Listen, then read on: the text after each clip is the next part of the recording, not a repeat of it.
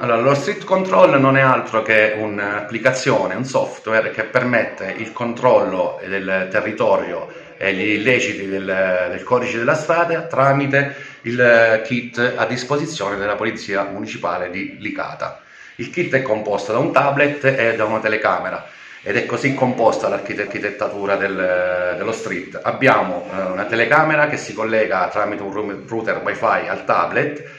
La telecamera acquisisce le targhe di tutti i veicoli, sia anteriori che posteriori. Per ogni targaletta sul sistema verrà dato un responso di 2 foto, una della targa, una del contesto e inoltre i risultati di assicurazione e revisione. Lo Street Control ha diverse modalità di utilizzo, può essere utilizzata per il controllo della sosta selvaggia, quindi con il sanzionamento dei veicoli che sono in sosta selvaggia, può essere utilizzato per i servizi di controllo degli articoli 80 e 193, quindi assicurazione e revisione, e inoltre può essere utilizzato per le soste a strascico, quindi per la rimozione della doppia fuga.